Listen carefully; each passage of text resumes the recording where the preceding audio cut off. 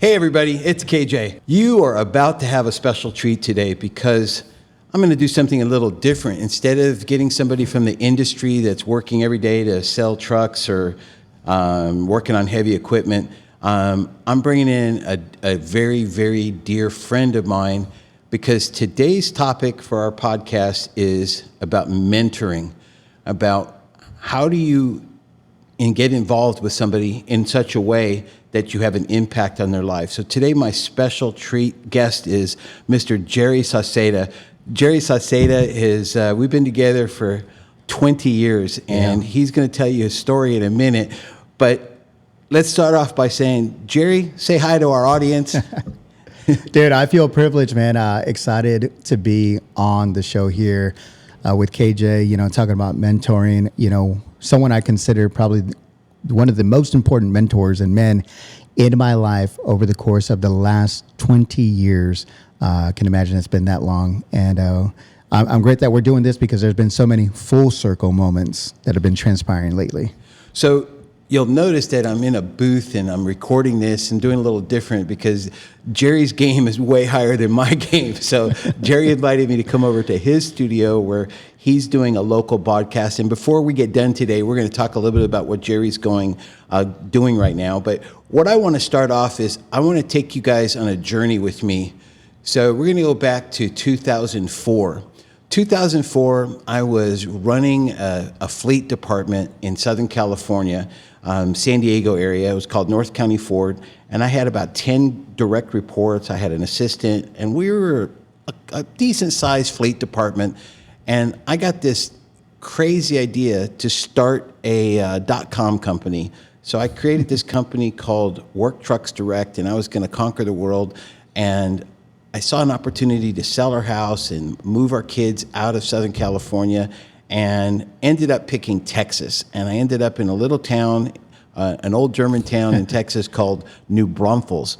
And I ended up being the fleet manager of a store here in New Braunfels. And the reason I'm telling you this story is I want you to appreciate a little bit about what you might be going through if you've been working solo and you're frustrated and you can't get enough done. So here's the story. As a fleet manager, I'm accustomed to having my own lot attendants and getting stuff done. And there's a lot of moving parts involved when you're trying to sell trucks for a living. And you do what are called dealer trades. And so I would have to arrange to trade one of our vehicles with another dealer's inventory. Mm-hmm. And me being a little cuckoo, I would I would drive all the way across the country to get a truck for my customer. So what was happening is whenever things needed to get done, there was always somebody making excuses, just not using common sense. And we had a department at Bluebonnet that was called a make-ready department. And they had a bunch of guys in there and predominantly Hispanic young men, some older guys, but they would get the vehicles ready and I would be able to borrow somebody from their department. I'd call the GM and say, hey, can I borrow somebody from Make Ready? And they go, yeah, and call over there and I'd get somebody. And there was this kid that would come over and just never complained. He just would get stuff done. I mean, and as I gave him increasing areas of responsibility, he just kept getting it done. Now, this kid was 19 years old, so I wanted to get a visual of what my boy looked like. So he had a little long hair, a little scruffy little facial hair. And he's a young, good-looking kid, but he wasn't like anything that you would expect to be this fantastic, wonderful person. He was competent, and what I noticed is that I just get tired of the guys that were supposed to be able to do the job. I kept getting frustrated that they weren't getting the job done.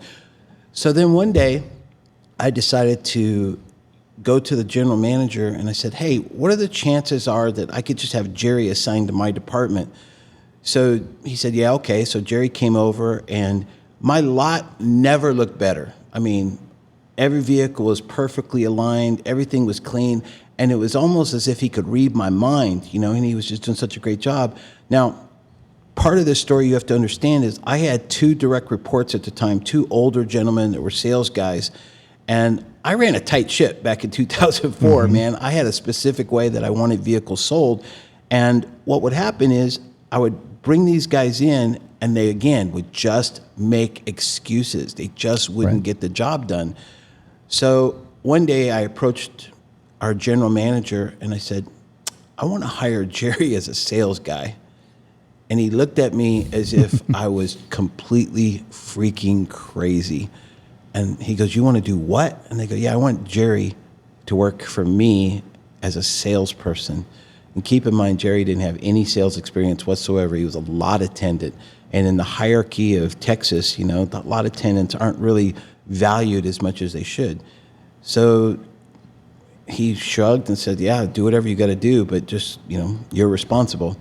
So at this point of the story, I'm going to switch it over to Mr. Jerry, and I want him to share with you guys what was going on in his 19-year-old mind at that point in time. Right. That's a great synopsis of, you know, going back and that place. So for perspective, right, 20 years now, I'm 39 today. And that was my first real full-time job out of high school, working at this dealership. And I think it's important, the role you played in my life, Kenny, in terms of being a mentor, of knowing what were the other voices or narratives that I was having within my world at that time. So, for example, my grandfather, who I loved and admired, but I remember when I started working for this dealership, he kind of just said, hey, go get that job, put your head down. It's a good company to work for, and don't cause any problems. And that was kind of it. There was really no aspirations of like, hey, you could do more, be more. Let me guide you, share with you, impart some wisdom there. It was kind of just go work, and that was the expectation. That was essentially it. I do think that I had a love for learning and still do. And that was one of those things as a 18, 19-year-old kid. In my mind, I was looking at a world of opportunity, and I don't think I had the people around me that saw how rough around the edges I was, but with a little bit of guidance, what I could become. Kenny was probably one of the first people that I think, just like he mentioned, whether it was from experience with others who just weren't stepping up to the plate, but saw that, man, this kid has something about him to where he is really willing to learn, take instruction, take constructive criticism, but then also be a self-starter. There was plenty of things where I think you entrusted me and gave responsibility to say, hey, he can figure this out. So one of the things I want to insert now is that I want you guys to understand what was going on at this time. So I'm building this fleet department. I'm trying to get stuff done. I'm not really thinking about changing Jerry's life. It was purely selfish. I needed to get the job done, and I just needed somebody that cared, that would show some initiative. It was only after he demonstrated his proficiency. In other words, in order to get me engaged, he had to perform. He had to perform the task that I assigned him, and he had to do it thinking independently, but being conscientious and making good decisions that would in turn benefit me. He could have easily cut corners like all the other people that I had working for me, but Jerry would just step up. And then what happened was there was this epiphany. I remember it as if it was yesterday. There was this epiphany, and I go, why do I have all these knuckleheads and people that are having titles and wearing ties, and the only person that's actually following instructions and doing what I ask him to do is this 19-year-old scruffy lot attendant in 110-degree New Braunfels, Texas. Hot. and I'm not going to go back and tell you all the little things that he did to demonstrate. But then what happened is I brought him in my office one day. And I hope you can tell everybody what this is. I brought him into my office, and I said, I want to change your life. I want you to come work for me as a salesperson. But once you do this, you can never, ever go back to who you were. You're going to have to completely reinvent. Yeah. And I've got some rules. And do you remember one of my rules about facial hair? Remember at the back then I had a little facial hair deal? And I said, you're going to have to wear a tie, and you're going to do exactly what I say and how I say it. And until you master what I teach you, you can't deviate from it. Right. Those are the conditions. So tell everybody about that experience, what that was like. Hey, and something I will not forget, and part of that journey of mentoring, even when you shared with me that you were opening up that opportunity, you said you still got to interview for it. Yep, I sure did. Yeah. And up to that point, I mean, I was dressing up, coming in every day, essentially like a janitor's uniform. You know, I had my work shirt on, my Dickie slacks, and my hat that was drenched in sweat. I'd never worn a suit and tie to show up for an interview at a job like this. But that was part of the expectation of one is, hey, you're going to interview for this position with me. And I want you guys to understand something. It wasn't easy because I worked for a dude. We won't get into that conversation. But the guy that I worked for wasn't exactly the epitome of fairness and equality. How about that was Sure. politically correct. Mm-hmm. This dude wasn't. He had a strict idea of what his people looked like. Sure. The managers had to square block fit in a square hole, round block fit in a round hole, and never the two shall meet. Mm-hmm. So I think he was questioning my judgment. He was questioning my integrity, my competency when I said I wanted to take this lot attendant and turn him into a salesperson running a fleet department where we're doing millions and millions of dollars of inventory. Mm-hmm. So I coached him. I told him, to go interview. And then what happened? Yeah. So, telling me to interview and setting that expectation. And here's the thing, too, with regards to that individual, I think, like you mentioned, might have questioned your intentions, but I think it was more a reflection of their own and the way that they saw it. Now, whether for yourself, you saw, now knowing Kenny and what that was like at that time to see efficiencies, delegation, you already saw up to that point, being a lot porter, there were things that I saw with Kenny's personality that I was like, here's where I fill in the gaps. Here's where things can be assessed or be done better. But then, hey, how could we elevate that? But you did a great job. And I was intimately exposed to that every single day and seeing a systematic approach to the work that was done on both ends, whether myself as a lot porter, but then also working with Kenny. I mean, I was literally in the truck side by side. I would be driving while Kenny was on the phone, having these calls. I remember what those conversations were like, the questions that were being posed, the expectations of what was next in that process or that step.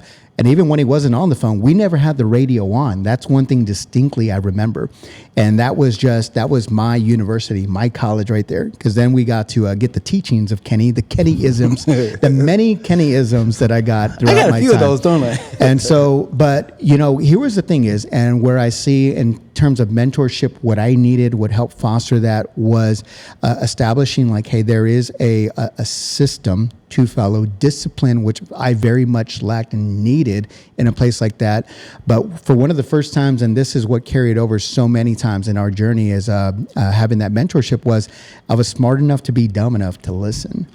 Okay, so I'm going to emphasize that. So I'm a military kid. My dad was a senior master sergeant in the United States Air Force. It was his way or the highway. There really wasn't any allowance for deviation. I played sports. I was on sports teams. So I'm a conformist. I'm a rule follower. I do what I'm told until I get hard-headed, and then maybe I'll deviate. But for the most part, I do what I'm told.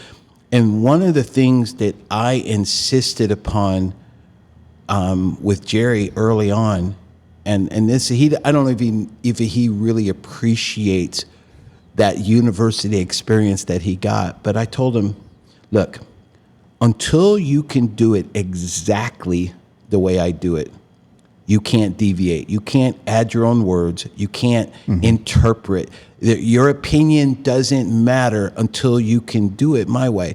So some of you may go, well, that's pretty harsh. You think you're Mr. It. And I said, and I explained to him, I said, I can't measure your performance unless it's to a standard, and the standard is the standard. So until you do it my way, I can't guide you.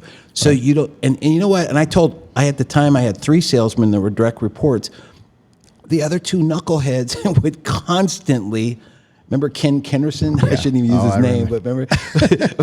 God bless Ken. Right. But he would regurgitate it his way, and I go, no, we do it this way. We all do it the exact same way. Right. And Jerry, to that point, you want to know something I still remember has not left me, and I implement it in what I do now. You taught me, and to your point, you said, hey, layer, Laer. Dang, you remember Listen, acknowledge, explore, respond. Yep. So when it was like, well, how do I had no sales experience, never had marketed, had no intentions. I was actually, this time I was going to college too, to become a coach and a teacher. And the thing was, when I heard that, I was like, okay, so when we're speaking to a client that's inquiring about a work truck, an advertisement, they've walked onto the lot, listen. Okay, Kenny, I acknowledge that. Let me explore by asking questions. That's given me all the facts and details that I need. Now I respond. So part of the mentoring deal was, my style of mentoring was, I'm going to tell you what to do. Don't deviate from it, but now I'm going to explain why we do it that way. Mm-hmm. There's a reason for doing it that way. And so the analogy that I would use back then is I go, we're trying to look for landmines, dude. We're trying to keep from getting blown up. So we don't just go running our mouths. We listen, and then we do. Another area of growth for Jerry is, now, you see this good-looking, articulate young man right now, and he's hosts his own radio show. He's got a TV show. He's a world-class DJ. We'll get into that later. But the dude has the gift of gab. My boy could not talk at 19, 20 years old. No, this suave, confident, capable man that you see before you now, that wasn't him. No. And that's another part of mentoring, is that you have to inspect what you expect. You got to inspect it. So I would drill Jerry. Remember that? Yeah. Shift would start at X number of hours, whatever, and then we would do role plays, and then we would drill. Remember that? Right.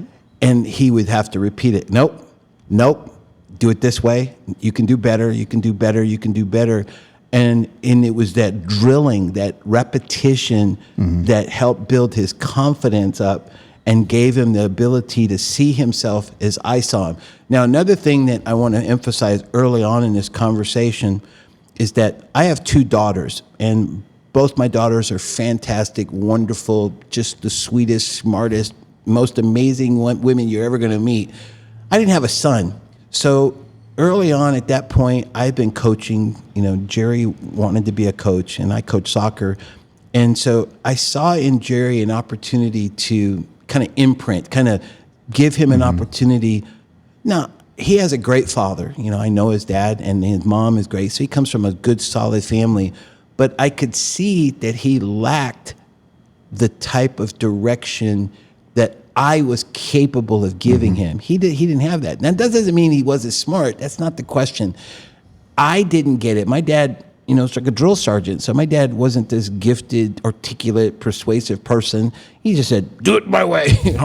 But the point is that with Jerry, I saw an opportunity. And here's the key. There was 2 parts to it. One, you have to be willing to engage. You got to be willing to put yourself out there and be vulnerable, and maybe get your feelings hurt because the dude blows you off and he doesn't do. Right. The second part was, you had to have somebody that was willing to allow themselves to be molded. And that's the key to this whole mentoring deal. So at this point, I decided to raise it up a little bit, and we expanded beyond the work environment. And like you said, we didn't play the radio. We talked, we had some times, and we had to exercise our faith. This is an opportunity where I told him, this is what I would tell my son, because I was 17 when I accepted Jesus Christ as my personal Savior. And I saw this young man, and I said, man, I wonder, it's kind of scary, but what if I do what I wish somebody had done for me when I was his age, and just take the blanket off, take the sheets off, and just get to the nitty gritty and just be as vulnerable but direct as you humanly can, and say, if you want to have a great life, let me share with you what I learned. Do you remember that? Yeah, absolutely. I mean, I can distinctly remember that conversation we had. We had driven up to Temple, Texas, to drop off a car, and that's probably one of the things that really kept me where I was at and staying engaged into not only the relationship, the workplace. Because for me, and I think, and I share this as I've recruited other people in industries, you know, as you're thinking about all the amenities you can get in a workplace, whether that's compensation, benefits, so on and so forth. Yeah, I could have those different things. And as a young kid, I was probably like, man, I need to make more money. Could I find that somewhere else? But what I couldn't replace was having Kenny. And the thing was, I was getting professional mentorship, but what was really impacting my life, like Kenny mentioned there, was I wasn't having the personal impact that someone like himself was being vulnerable enough to say.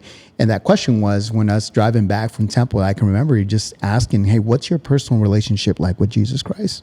That stopped me in my tracks. I mean, because here we were, I was like, what? Like that has nothing to do with work. Why are you asking me that? But it really, I can see from that dynamic of thinking like, as a father myself, having those moments of saying, okay, here we are now. We had it was probably an hour and a half, 2 hour drive ahead of us. Are you going to say something that matters? Or is it just going to be very superficial, sugar-coated conversation? And that's one thing I always appreciated from Kenny was he saw like this lost kid and like he said, hey, if this was my son, what would we be talking about? What would the conversation be? That made all the difference in the world for me. So I want you guys to understand that at this point, I realized that I was being given a unique opportunity to share with another human being, a young man, and change his life. I had an opportunity to take all my life experiences and just talk to him, not as some authority figure, not as some boss, but just as a guy talking to another guy and saying, man, here's some lessons that I learned. Here's some mistakes that I went through. And here's what I see in you that you can't see, but you can trust me that I see things in you that you can't possibly understand and appreciate, but you will. Remember that? Yeah. Yeah. So that's where many of the times I heard you say, you know what, do as I say, not as I do. Yep. Right. And I took that wisdom to be like, okay, there's reason why you are imparting that to me. Yeah, because I cared. But the key part to this whole puzzle, guys, is this. If you're going to mentor somebody, I'm going to tell you the difference, what I think the difference is. I may not be right, but this is what I think it is. It's not a one and done situation. You can't just sit some guy down for an hour, talk to him, and expect that he's going to suddenly follow your ways. He's observing you, sure, and he sees what you're doing. But what really happened in order to really be a part of a person's life and to change that life, you have to go all in. That means sometimes you're going to get a call and your boy's crying a little bit. He's going through some tough times and he needs to talk to you. And he needs not to be judged. He just needs somebody that he knows will tell him the truth. We've had many of those calls over the years, many calls where, and the thing is, it's gone full circle, you know? As I get older, remember my only promise? The only promise I made for you, remember this, was I have to have what? What was my deal with you that in order for me to give you all this wisdom, do you remember what the one thing you owe me? The only thing you wanted to make sure was that, if I remember correctly, you had like the best, you were taking care of the best in the nursing home. You had like all the top of the line. He was like, hey, when I'm in that nursing home, I am well taken care of. No nursing home. I said you could have a rocking chair for me. Chair. I said you could have a rocking chair. You ain't gonna let me in no nursing home. Okay. Yep. He said, yeah. In those years, I know that's where I'm reaping the benefits. So that was it. That was the only payback that I expected. Is don't let your boy be alone in no rocking chair. Make sure I got a place to stay in my old age. So the other thing I want to talk about is mentoring is more than talking, okay? You have to invest. In other words, you have to find things that you believe are going to appeal to your protege. You know, you have to give him tools. So periodically, I would come across something and I would share it with Jerry. I go, man, check this out. Go look at this. Go see this. Go talk to this guy. And I didn't try and monopolize him. I said, go out and find other people, because there's a bunch of us out there that are going to help you. So Jerry, talk to everybody. Tell us about your experiences. Was I the only mentor in your life? No, so to that point, you created and opened up doors and avenues for relationships by introductions to other people, which then I carried on in other facets of life that were super imperative. Other resources or things I can still think about picking up Reader's Digest, because you said, go pick up Reader's Digest. In every Reader's Digest, there's a section of uncommon words for common words, and it's going to help expand your vocabulary. And as you become more articulate, you use those words, people's perception of your education and value that you bring only is going to add to your monetary level, right? So let me tell everybody what that is, okay? I was this voracious reader. I read everything I get my hands on. And my dad had a subscription to Reader's Digest, and there's a vocabulary section. And reading and comprehension and vocabulary are probably part of my strengths, in life. So I encouraged Jerry. I can't remember if it was 10 words. I don't remember if it was 10 words. But anyway, it was an X number of words, and I would encourage him to write them down in a book, look up the definition, and use it as a sentence. Use it in a sentence. And I challenged him. I go, there's no reason why you can't do this indefinitely. And did you do any of that? Absolutely. I still remember the first word was dichotomy. That's a cool word. I still remember that word. Yeah. So the key is, if you're going to be a mentor, guys, now this is all about service trucks and technicians. And the reason I said Jerry's still appropriate, because he used to work for me, and we sold a few trucks back in the day. I might have outsold him some months. Dude, I still have the biggest selling, I think, profitable deal at Bluebonnet. Whatever, in his wildest dreams. Okay, so bottom line is, so I do want to share that story. I remember. Here's where it was kind of seeing the implementation of all the systems and things, and that's probably some of the big pride and joy I took out of the work that I took in salesmanship, was when I got to see the little bit of Kenny coming out of me in deals. And I would go pitch him, be like, here's the deal that I'm about to pitch.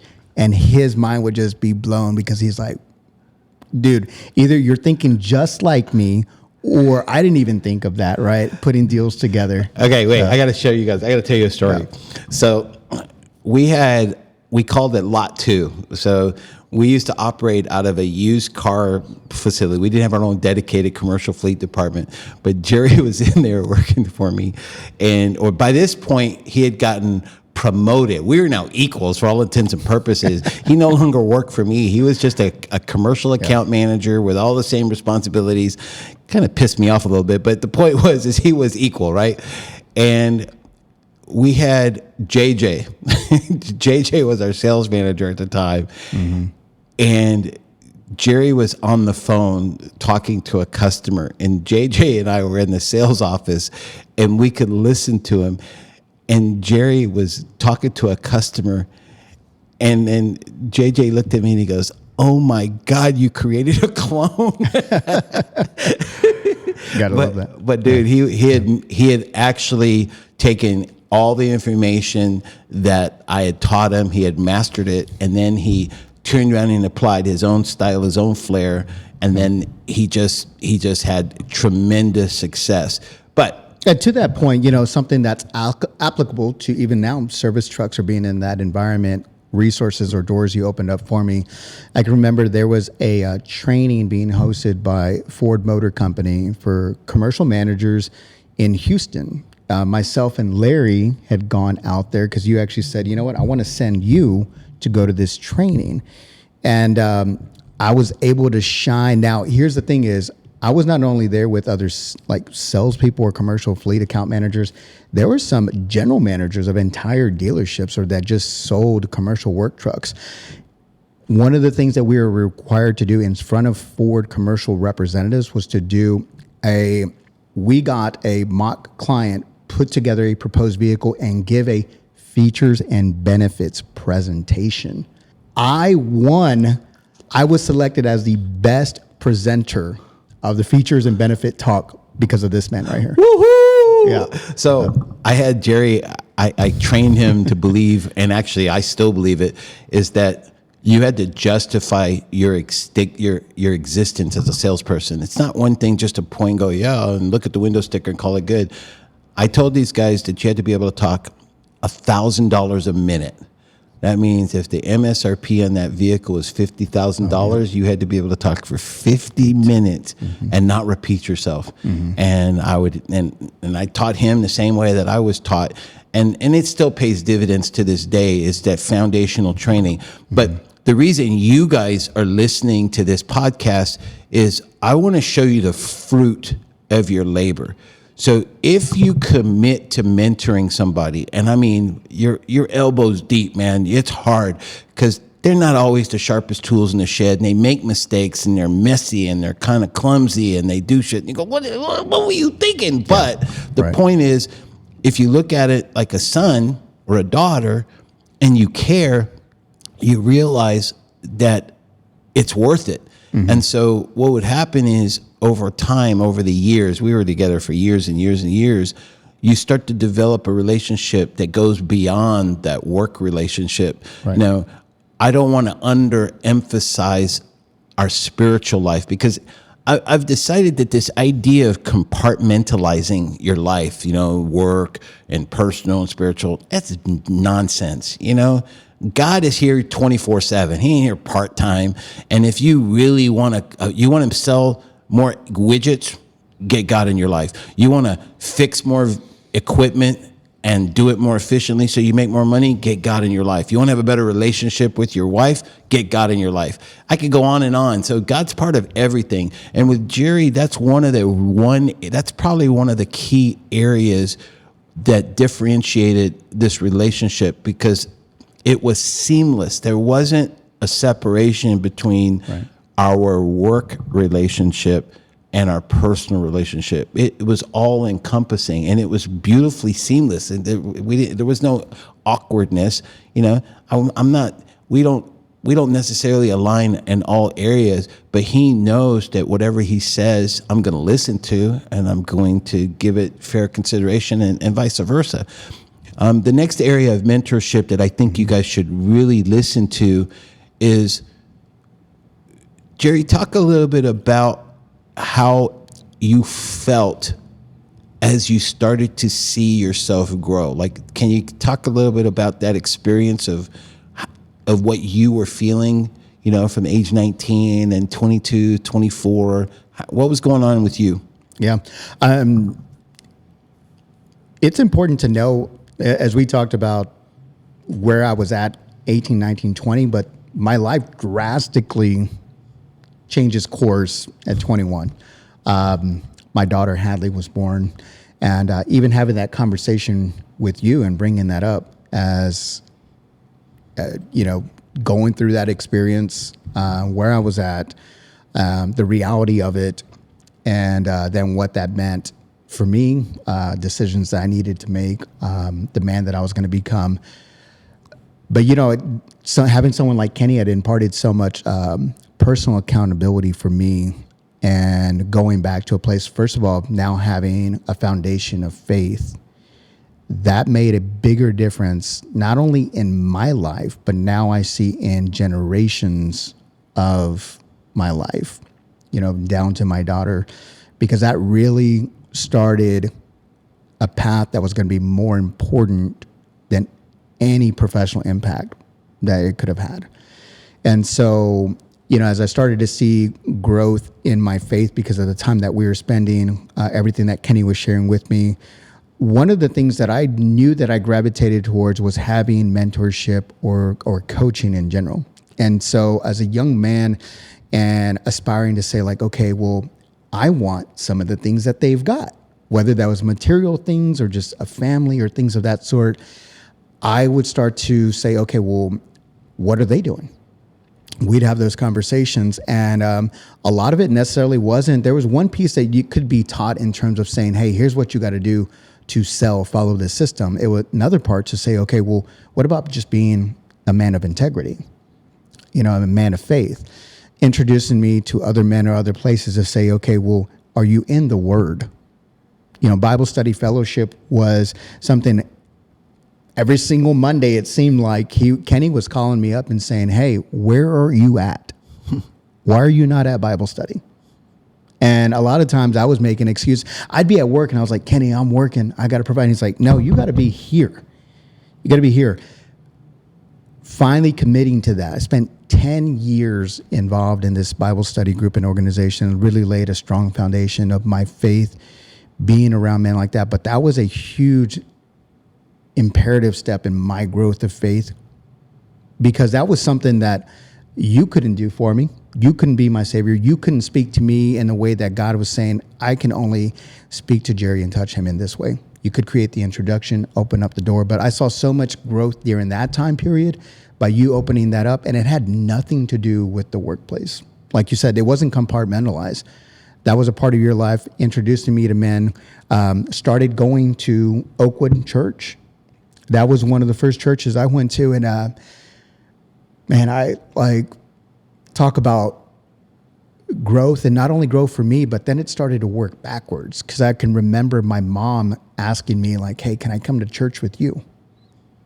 Growing up Catholic and going into church, kind of feeling like I left there. I'm like, I don't understand anything that was said, but I think this is what you're supposed to do, going through the motions of faith. That was a substantial part of me growing in community and understanding like, hey, faith can't be done alone, and feeling like, man, I had people that were surrounding me and my daughter. And through this time, now becoming 23, 24, I did not have a great relationship with my daughter's mom. I was nowhere near the man I needed to be, but God was transforming me, taking away things like all the partying, alcohol, was really committed and focused to work, having the opportunity to grow my income and provide for my family. I was a homeowner by the time my daughter was 2 years old, and here I was 23 years old. My parents have never owned a home in their whole life. And but there was so much growth in terms of my financial literacy, because what you shared, my faith and foundation, the way my family and community was growing around me, my understanding of the Bible. So this was all happening during 24, 25, 26 years old. And it really would have paved the way, because then I came to a crossroad where Kenny was actually the first person I reached out to when I was facing going through the challenges of fighting for custody for my daughter. And I said, Kenny, it just isn't fair. Where I was sitting at the Attorney General's office, and they were essentially saying like, hey, we're pretty much taking your rights away. Here's your limited time with your child now, which had been completely changed from anything that I'd known at that time. And I called up Kenny immediately, did not know what to expect, like thinking there was going to be an answer, but just someone to reach out to, right, to hear. And he actually encouraged me and said, no, we're going to find an attorney. Like, I'm going to help you. Come drive, meet me, and put everything else aside at that moment. That was forever life-changing, because then not only probably 3 or 4 months later, I was sitting in a courtroom testifying of my own character on the stand to talk about how different my life was, how I was living because of those changes in my life, which ultimately led to me getting custody, primary custody of my daughter, Hadley, which we ultimately ended up sharing and having custody, and we've co-parented her to this day. But you talk about growth. I mean, growth as a parent going through those struggles. You could have easily, any of those things, just could have said, that's not my problem. He just works for me, works with me, and that is it. But it has been a thread in every part of my life until this day. So here's the point, guys. Why should you mentor? Why does it matter? Why am I doing this particular podcast? It's because I want you guys to understand that it's a two-way street. It's not just for the person that you're imparting the wisdom. It comes back in dividends. I mean, it pays massive dividends. So what happens is you get to live vicariously through your protege. You see them grow. You see them get stronger. And those days when you feel like caca, I mean, you don't feel good at all. And then you talk to your boy and he reminds you of the impact that you had on his life, or that he still needs you, that you're still a valid, important part of his group, his advisors. He didn't blow you off. It gives you a sense of worth that is hard to describe. Now, I'm fortunate in that Jerry is probably my closest protege, but I've been blessed to have multiple. I got a bunch of guys that used to work for me as salespeople who call me today. Right now, I probably have a half a dozen or more guys that I still am encouraged and still, get blessed by, and who I help and talk to on a regular basis, all because I chose to get involved. And that's what I'm challenging you to. That's why you're listening to today's podcast. You're trying to figure out whether or not these young people are going to listen to you. Well, I'm telling you, 20 years later, the answer is yes. They're going to listen to you, but you have to go all in. You can't just dabble at it, dude, because there's been some messy times in our lives, divorces and stuff with kids, just life. And so it's not all pretty. And you get that call and it's late and it's tired. It's easy to say, oh, yeah, well, good luck with that, man. Good luck, and hang up the phone. But because you made a commitment to this person to be almost like a life partner, you can't do that. And you got to commit 100%. I want to talk about another area. So we're going to fast forward. What did you learn? How did the mentoring help change you as a father? Let's talk about father, because I know Hadley means the world to you, and she's graduated from high school in a week or so. Yeah. And she's 18 years old. She's beautiful, smart, athletic, just a wonderful little girl. Tell me a little bit about how your work-related mentoring helped you as a father. Man, there's so many lessons with that. First, knowing I don't have it all figured out. So, the ability, leaning on other people.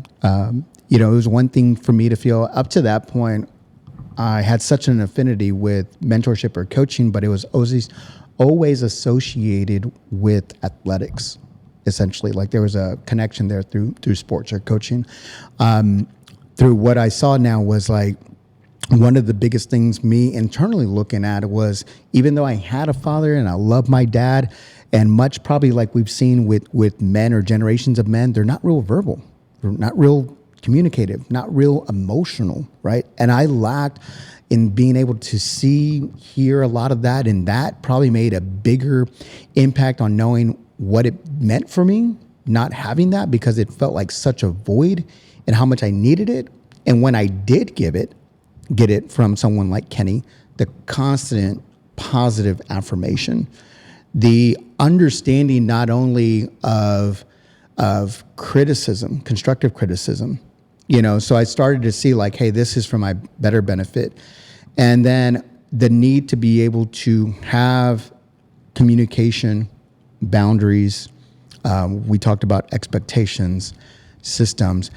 And then ultimately, probably the biggest thing that the biggest thing that you did for me was just the importance of faith. So as a father, like the things that it's imparted for me, like I've shared so many of those same things with my daughter, Hadley, and doing the same as well, that you shared, beginning with the faith piece of it. When I was going to church there and talking about being at Oakwood, where I spent 6 years, I was walking in hand with Hadley by my side, while many other parents dropped off their kids at children's church. She was right there in the pews with me, because that's where she felt safe, what she knew, wanted to be by my side. And it's an incredible feeling to see her own faith flourish now, especially as I reflect and think about when I was 16, 17, 18 years old, like her, that I was not getting the affirmation, the support, being able to go open, to have questions from a fatherly perspective. And I'm glad and I feel grateful that I am that father for her, being able to do that. A big part of that too was also being able to discern what, and period, to discern. You understanding discernment in my life, what voices to listen to, wisdom in itself, but the discernment to be able to come to making a decision. There were so many times that I came to Kenny with, and I still struggle a lot with that, indecision, trying to get clarity. But I think that's an important part of fatherhood and being able to provide guidance, get some perspective, and allowing our children now, where they go. I saw my daughter's journey of being completely, obviously, dependent on me to codependent, now making decisions independently. And that was something I learned through our connection there, where as time progressed and we got to a point where ultimately it was like, Kenny and Jerry are going their separate ways now, but that also carried on, has impacted me in terms of being a father now over the last number of years. I got to see you go through that with Vanessa and Nicole, the realities of like just periods and times of life, right? And that's the key, guys, is that in order to be the very best version of yourself, you have to take a holistic approach to life. I know you guys bust your butts. I know you work hard. I know you take pride in the fact that you work 10, 12, 13 plus hours a day, and you're trying to figure out how to fit it in. But the area that I think that the purpose of this podcast to try and get across to you is, I know you're struggling trying to find guys to work for you. Okay, you're struggling because how are you going to get somebody that is competent, that's conscientious to do it? I'm just telling you right now, okay? Jerry wasn't a finished product when he didn't even know that I was looking at him. He had no freaking clue that he was being evaluated by somebody else. And that's something you can tell your sons, tell your daughters, because you never know who's watching. So as I watched Jerry as a young man, and as I gave him increasing areas of responsibility, I had to make the decision to invest. Now, he could have made me look like an idiot, probably could have cost me my job if he had failed miserably, because then it would have reflected upon my judgment and they would have sent me packing. But the fact is that I made a commitment because I saw something in him. And that's the key point of this little talk we're having, is that, do you see a young man that's 19 or 20 years old that is showing you some signs that he has the character, the work ethic? And the key is, will he listen? And when you make the invitation, do you make it plain that if he does do what you're saying, it's going to change his life? Because, a lot of you guys, I see you want to be dictators. Don't be an idiot. You want to boss them around. But it doesn't work that way, guys. The guy that you're talking to, the gal you're talking to, has to trust you. They have to think that you are looking out for their best interest and that you're not going to trick them, because we're in this tricky world right now. And that's what I'm encouraging you to do. Just take the time to get to know that person and sit them down and explain the big picture. That's what I did with Jerry. I said, man, I'm going to change your life. Yeah. And I sold him, and then I followed through on it. And luckily for both of us, he was willing to, what'd you say, dumb enough? Smart enough to be dumb smart enough to be dumb enough. Okay, so as we start to kind of give you guys this full circle, I want to talk a little bit about what my little protege has been doing for the last 20 years. So after you left Blue Bonnet, you were making good money and you were doing well. Mm-hmm. Then what did you decide to do? Yeah, at that point, I remember I left the car business. It was late 2008, early 2009, because the recession was happening. Mm-hmm. So housing recession, but obviously it impacted every industry, especially the car business too, because anything tied to lending, finances, interest rates, banks, was going nowhere. So that's exactly where my path ended at that point. And I thought for myself, I wanted to go back and finish up or pursue school and going back into teaching. So I said, I need a set schedule. Decided to go ahead and start working with a company called the Scooter Store in town that was giving me some stability. I was Let taking me care ask you a of question. him. Was there any So- mentoring involved in that? Did you have any hookups over at the scooter store to get some friends? I'm trying to remember. Yeah, so to no coincidence, man, but ironically enough, yeah. So Anne Marie Johnson, or Anne Marie, was working there. Kenny's wife at the time was working at the scooter store, and here's the thing is, and that's one of the things is. It was one thing for Kenny to say, hey, like, we've got a great relationship, but he also knew the kind of person I was like, he invited me to holidays and, hey, come cut my grass. I'll hire you. Come hang out with us. Hey, we got this going on at our home. But there also been some low moments. Like, I can remember basically being homeless at one time. I was like, Kenny, I'm going through some crap. Me and Hadley literally need a place to stay. I was like, you come live with us, man. We got room. So I got to know your entire family, Anne Marie, the girls, and things like that. She was working at the scooter store and was like, hey, create an introduction. Something's got to change. The recession was really, really tough. And I was like, well, you know what? What am I going to do? I don't have a degree. Got a family to take care of. Now I had a mortgage. I bought my first house. And so that's where my path led me, was going to an organization like that. And even then, I got to impart so much of what I learned through what we worked, because even though I started there entry level, by the time I left there 4 years later, I was a manager in the highest producing revenue department, and just had a resume that maybe people saw and said, man, like, the scooter stores did that, but they would never know. No, it was not. It was so many of the intangibles and everything that I learned, took away from my experience. I never wanted to go into sales and marketing, did not know how to build rapport, have a conversation, talk to people on the phone. All of that was stuff that I carried over into that next period of my life. Then what'd you do? So after that business ultimately ended up shutting down, then I was like, man, I do not want to be, and I think maybe this is where you kind of rubbed off on me too, but I like being in control. So I was like, man, I don't want to be in a situation where I've got maybe somebody else telling me kind of like, here's what you're going to do to take care of your family. So coming back full circle at that time, JJ, who I knew from the same dealership, now I was also in tune with understanding financial literacy. So JJ was somebody that had been advising me financially and said, hey, have you considered this industry, the career of financial services?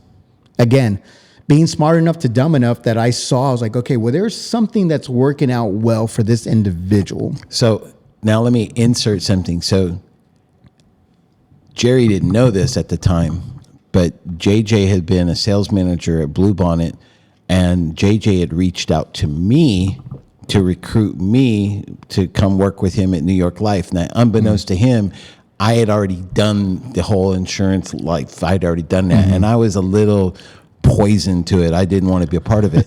But again, keep this in mind all the time. You never, ever stop thinking about your kids, your protege. You don't.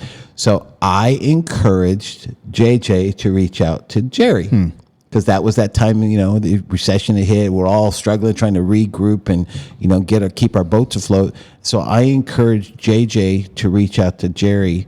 And so Jerry didn't know that, again, that mentoring relationship is producing dividends, because I'm advocating for him. And that's what happened. Yep. And I think to that point, like, JJ was not exposed to the many things that Kenny saw within me, because JJ only saw a fraction of what I was doing within the dealership. He probably saw me and put me in that box of, he's a lot porter. These are his duties. That's essentially it. But that also just took my professional level to the next level. So you did that, and then you realized that that's really not your calling, and then you segued into your own agency, right? Right. So I spent 7 years there, and same thing.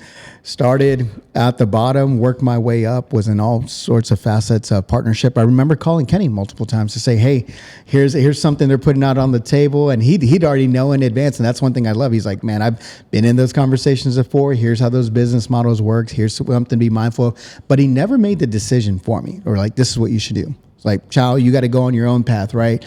And, but going through that, and got to a point, though, just transformations and development of me kind of finding myself just saying, hey, there are parts of me that I wasn't really being true to, and really the creative side, the entrepreneur side of me.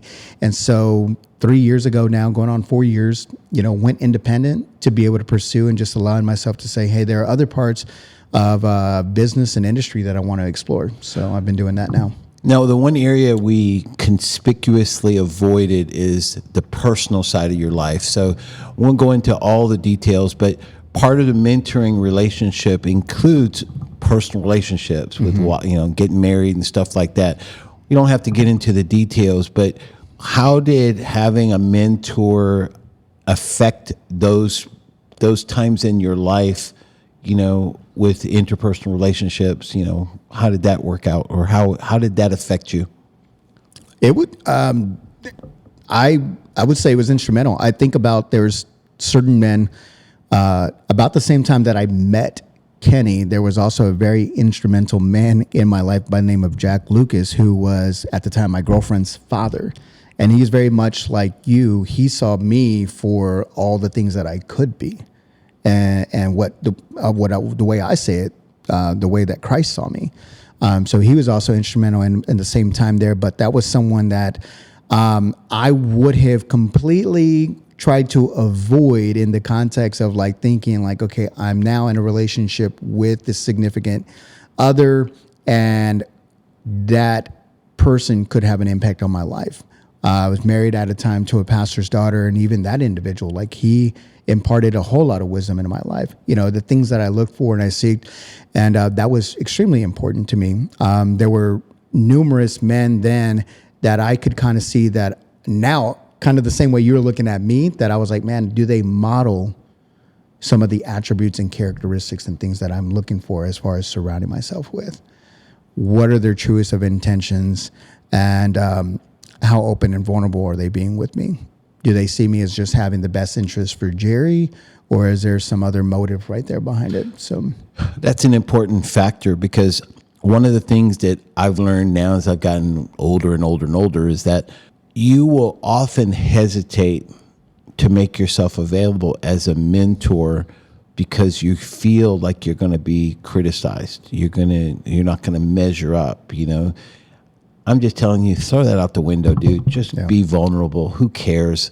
You get stupid, you get drunk. Okay, so what? Don't do it again. Okay, you'd make another bad decision.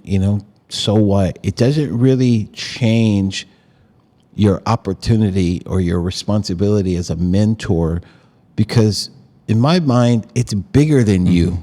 It isn't even about you, dude.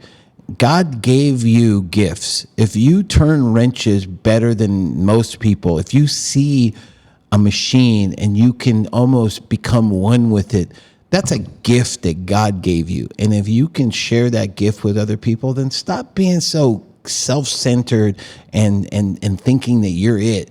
Dude, share. Because when you're dead, all that knowledge is going to go with you. So why don't you put some of that knowledge that you've acquired and give it to these people? Now, I happen to think that it's important to mentor the younger adults. So the last thing I'm going to share with you is this. Jerry's a lot younger than me, but he's getting old too now. I need to dispel this myth that the younger generation is incapable of being mentored. So Jerry, can you talk a little bit about your perspective of today's 19 to 25-year-old? What do you think? Yeah.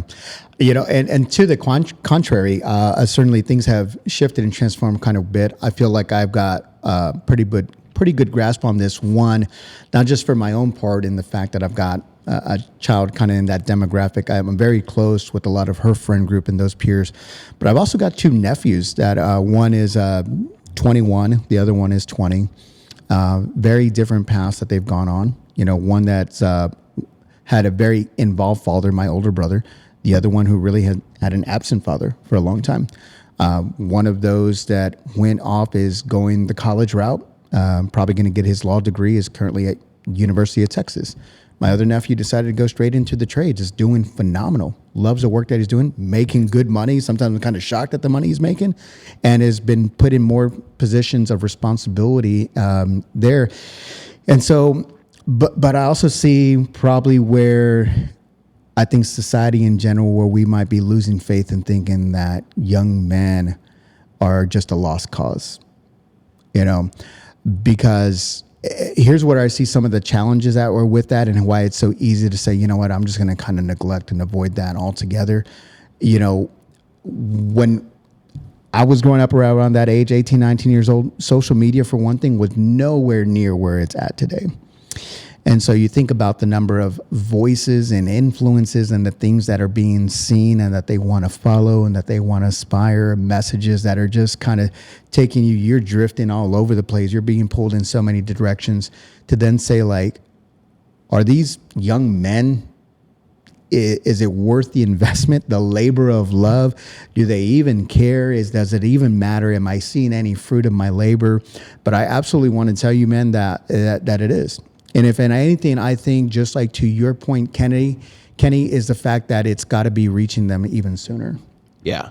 So there's an opportunity here, and that's a very, very good and very important point you made, Jerry, is that the sooner you can grab a hold of one of these young folks, I'm talking ages 11, 12, 13, the bigger impact, because in my opinion, Satan is on a full-fledged 100%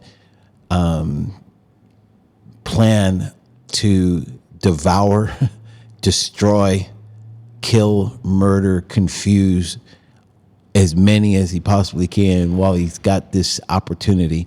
And so we, as adult men, especially men of faith, you've got to do your part. You know, you can't abdicate. You can't pass this responsibility on to somebody else. Okay, you can't lecture a guy and one of these young guys. That's not going to work. They don't want to see. They don't want to hear the lecture. They want to know you care. You know, so how do you physically do it? Let's wrap this podcast off today with the specific steps that you could take in order to achieve a mentor-mentee type relationship. So here's my opinion, and I'll let Jerry talk about his. For me, as Oakwood, the church we both used to attend, would say you have to be intentionally engaging. You have to go in with the full intent to make a difference in that person's life.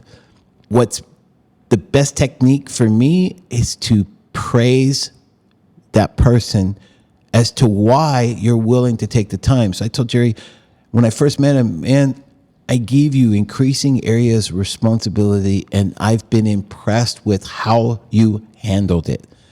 I see the potential in you. I appreciate what you've done, and I would like to offer you more, because that's their first choice. You're not dictating. You're not lecturing. You're inviting them to come into your life and say, look, I see something in you. I think you've got some potential, and I would like to invest. I'd like to make a commitment to you. I think that's step number one. Step number two is you got to plant your freaking feet. You got to plant your feet, hunker down, and commit to this person. That means you have to lay out a complete foundation. They don't know what you know. They don't understand what you understand. They don't feel what you feel. It's your job to get that across to them, the love you have for your profession.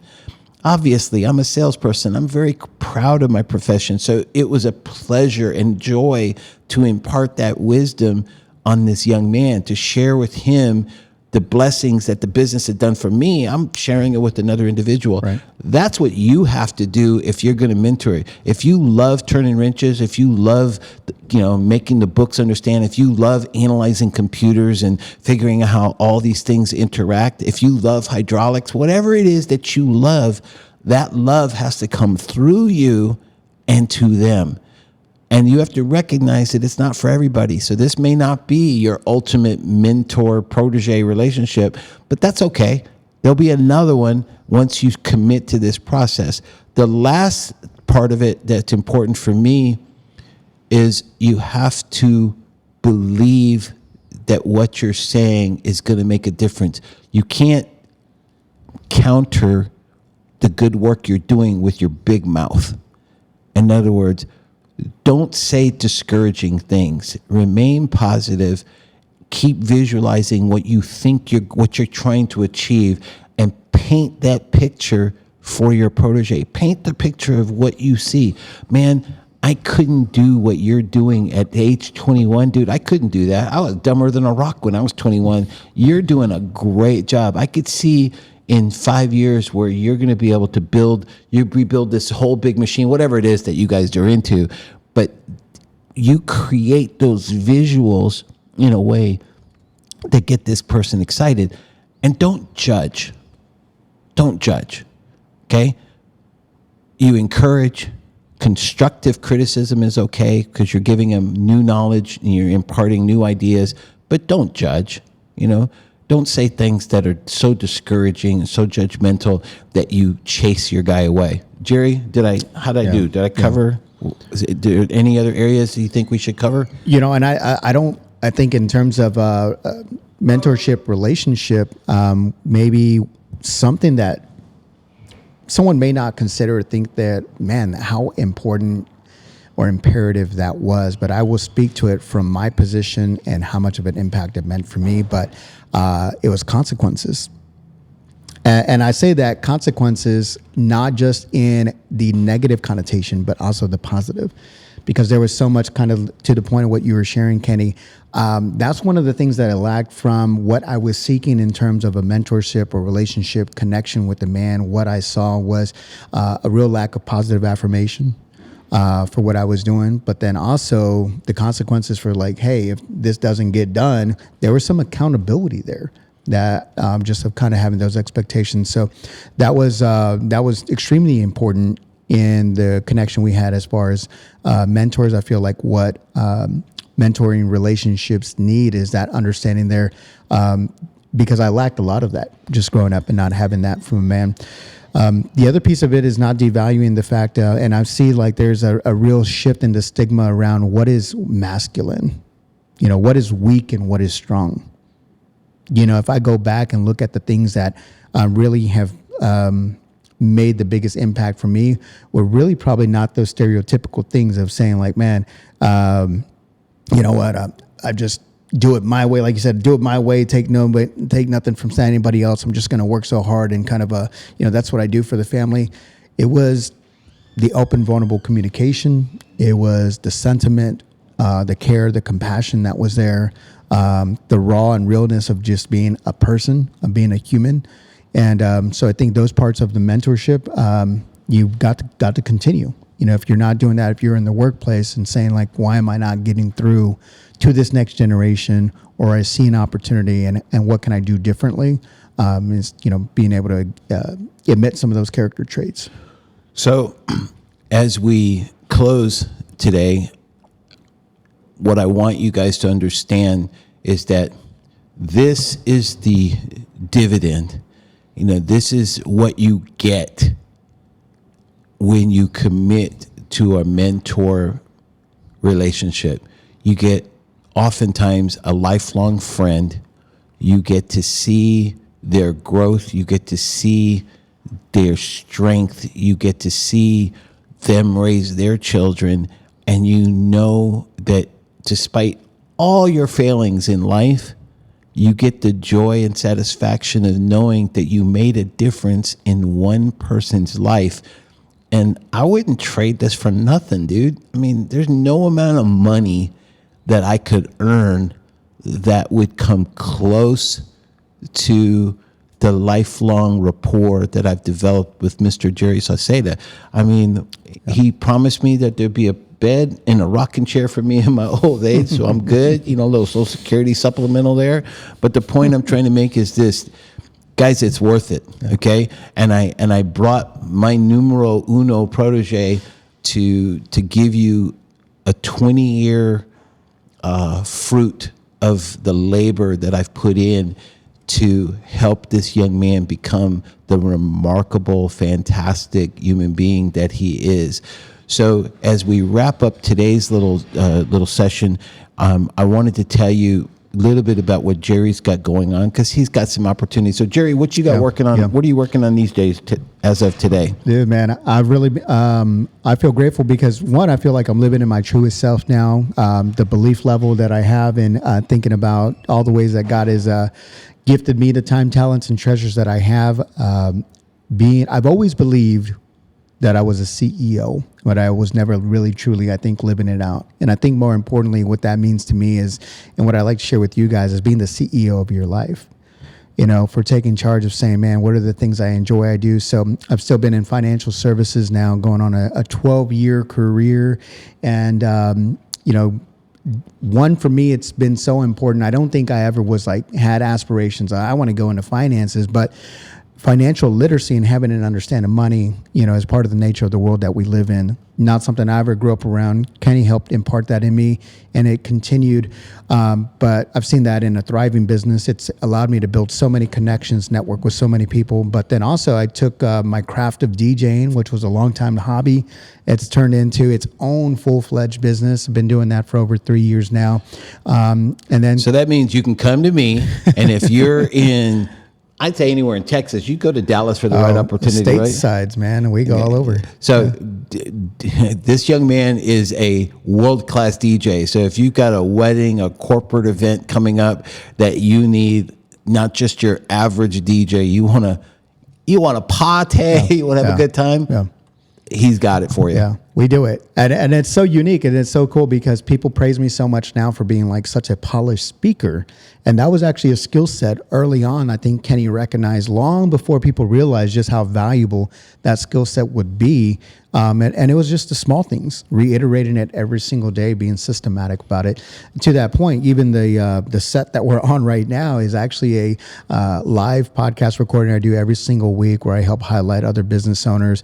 And what I say is ultimately part of my life mission. And I think what Kenny did for me is reaching the other Jerrys out there.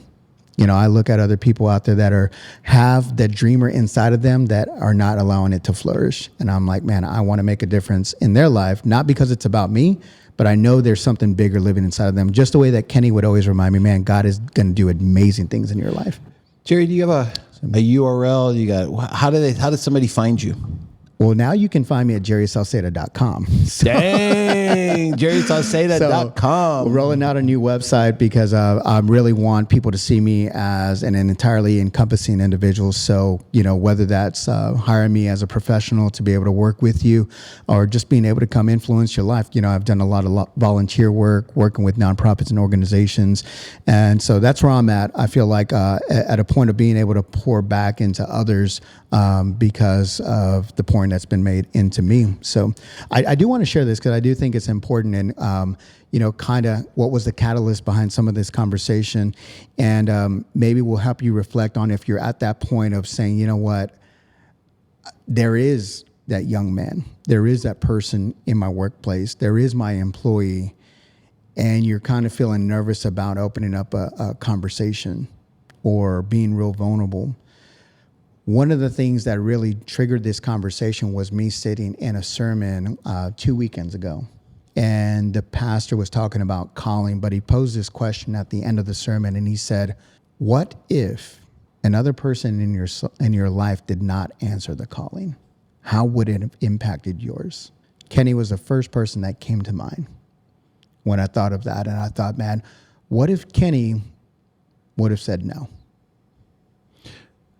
And from my perspective, he didn't know that as I develop Service Trucks USA and I inspire, it's easy to get discouraged when you're alone. And so when Jerry reached out to me out of the blue, I questioned it, like, what's the motivation? And it turns out that he had all this cool equipment and he had an opportunity to, and I realized as I was struggling for a guest for this particular topic, God answered my prayers before I even voiced the prayers. He had already provided a solution because there's no one that is better at helping you guys understand the importance of a mentor-mentee relationship is Jerry and Kenny, because we've been together for 20 years, you know, and we're the walking, talking example of what's possible if you answer the call. Absolutely. So, guys, thank you very much for listening. I'm still learning this whole technology stuff. Jerry's way ahead of me. You should see all the cameras and equipment they got here. I got a little iPhone and a tripod. But the point is that we are here. Service Trucks USA is here to make a difference in your life. We can show you how to become better at doing what you do. And there's no reason for you to not benefit by being a part of our community. So please subscribe to our YouTube channel. Make sure you sign up for our directory called Service Trucks, TRUX.com, and stay involved. Follow us on Facebook. And if I'm going to put a link on our page to what Jerry's going on. So if in case you want to get some life insurance, some key man policies, you need some of that stuff, or you got a great big corporate event or a big wedding coming up and you need a world-class DJ, you're going to be able to find him here. But hopefully today I've given you a tiny little bit of spark of inspiration to be vulnerable and make a difference. Go out there and find yourself a protege and impart some of your wisdom onto another person. All right? Thank you, guys. I appreciate it. Jerry, it's always Thank you, good Kenny. seeing you, Love man. you, man. All right, love you too, bro. All right, peace, y'all. Subscribe right now to Service Trucks USA on your favorite platform so you'll never miss an episode. And don't forget to follow us on Facebook at Service Trucks USA. That's Service TRUX USA, where you'll get even more great content, discussions, and resources related to vocational service trucks. I look forward to getting to know each of you better. Until then, keep your fingers dirty and your nose clean. This is your guy, your man, your dude, KJ, signing off.